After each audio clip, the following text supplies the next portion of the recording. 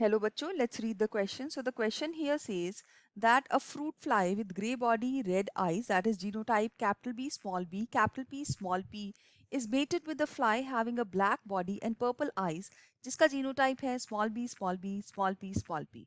So what ratio of offsprings would you expect if the body color and eye color genes are on different chromosomes? That means these genes are unlinked. When the mating is actually carried out, most of the offsprings look like the parents. But 3% have gray hair and purple eyes, and other 3% have black body and red eyes. Are these genes linked or unlinked? What is the recombination frequency? So इस question के अंदर हमारा जो की concept है वो है linkage की कॉन्सेप्ट. सो हमें फाइंड आउट करना है कि ये जीन्स लिंक्ड है या नहीं है. तो लिंकेज के अंदर हमारे पास एक और जो इसके साथ की कॉन्सेप्ट हम जोड़ेंगे वो है रिकॉम्बिनेशन. सो लिंकेज और रिकॉम्बिनेशन एक इस तरह के कॉन्सेप्ट है जो कि इंटायरली ऑपोजिट है एक दूसरे से. जो जीन्स लिंक्ड होती हैं वो रिकॉम्बिनेशन नहीं करती. So let's find it out ये क्या है. सो सबसे पहले हमने देखा कि इन्होंने जो जीनोटाइप दिया हुआ है कि fruit fly with grey body red eyes, capital B small B, capital P small p. So ये ग्रे बॉडीड है एंड जो आइज है वो है रेड आइज. जब इस तरह के इंडिविजुअल को हम क्रॉस कराएंगे स्मॉल बी स्मॉल पी के साथ, that means black body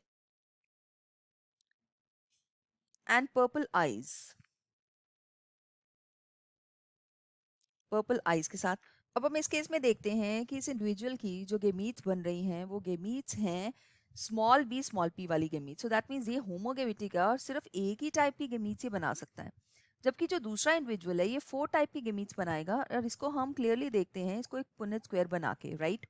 so let's find it out. ये जो इंडिविजुअल था जिसका कैपिटल पी स्मॉल पी था, तो इसके लिए जो गेमीट्स है capital B small B capital P and small P की गेमीट्स आएंगी. जबकि दूसरे इंडिविजुअल की जो गेमीट्स है वो है स्मॉल पी. अब हमने यहाँ पे एक स्क्वायर बना लिया है ताकि हम इसके फर्टिलाइजेशन के चांसेस जो है वो देख सकें. सो इस केस के अंदर हम देखते हैं कि यहाँ पे हमारे पास ये 4 टाइप के इंडिविजुअल्स जो हैं ये आए हैं. तो यहाँ पे हम इसका जो जीनोटाइप है वो हमने देख लिया. अब हम इसका फिनोटाइप फाइंड आउट करते हैं. तो ये है ग्रे बॉडीड, रेड आइड, और ये है ब्लैक बॉडीड, पर्पल आइड, क्योंकि पर्पल का जो कैरेक्टर है वो रिसेसिव दिया गया है, पर्पल आइड. तो यहाँ पे हम देख सकते हैं ये है ग्रे बॉडीड, पर्पल आइड, और यहाँ पे है ब्लैक बॉडीड और red eyed. Okay, so this is how it is done.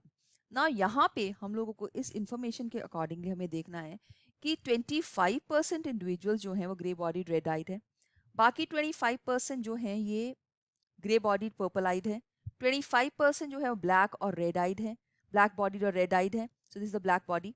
And जो बाकी 25% है उनमें से हमारे पास है ब्लैक बॉडी एंड पर्पल आइड, जिनमें से ये जो कैरेक्टर्स हैं this and this, these two are the parental characters. ये हैं parental characters. तो parental characters जो हैं वो यहाँ पे हमें दिख रहे हैं 50% केसेस के अंदर. बाकी 50% के अंदर हमारे पास यहाँ पे रिकॉम्बिनेंट्स जो हैं वो न्यू कैरेक्टर्स जो हैं वो दिख रहे हैं, right. So these are the recombinants. So recombination frequency यहाँ पे अगर हम इसको कंसिडर करें कि जीन्स लिंक्ड नहीं है तो अप्रॉक्सीमेटली 50% जो है रिकॉम्बिनेशन फ्रीक्वेंसी है.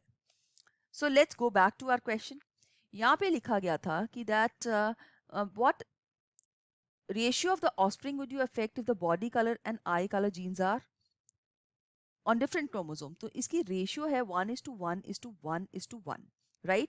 सो कुछ है grey body red eyed, then black body purple eyed, then grey body purple eyed and black body red eyed, right. लेकिन एक second part of the question में यहाँ पे दिया गया है कि when mating is actually carried out, most of the offspring look like parents. 3% have grey body and purple eyed. That means ये था recombinant. Grey body and purple eyed जो था वो recombination था, जो कि actual में 25% होना चाहिए था. लेकिन ये यहाँ पे निकला ओनली 3%। सो हमारे क्रॉस के अकॉर्डिंगली जब हमने इसको देखा कि जीन्स अगर लिंक्ड नहीं है, अनलिंक्ड है, तो हमने ये इसके अंदर, तो यहाँ पे हम देख सकते हैं कि यहाँ पे सिर्फ 3% आया, जबकि दूसरा रिकॉम्बिनेंट वो भी 25% होना चाहिए था, that means grey body and purple eyed, लेकिन वो भी 3% आया। दैट मीन्स रिकॉम्बिनेशन जो है वो बहुत ही कम हुआ है, राइट। सो रिकॉम्बिनेशन के चांसेस सिर्फ 6% है। तो इसी वजह से रिकॉम्बिनेशन फ्रीक्वेंसी को यहाँ पे हम 6% लेंगे, और हम लोग ये भी एक्सपेक्ट कर रहे हैं कि ये जीन्स लिंक्ड है, इसी वजह से हमारे पास पेरेंटल कॉम्बिनेशन है जो बाकी 94% पेरेंटल कॉम्बिनेशन आए और सिर्फ 6% हमारे पास है जो दूसरे आए हैं।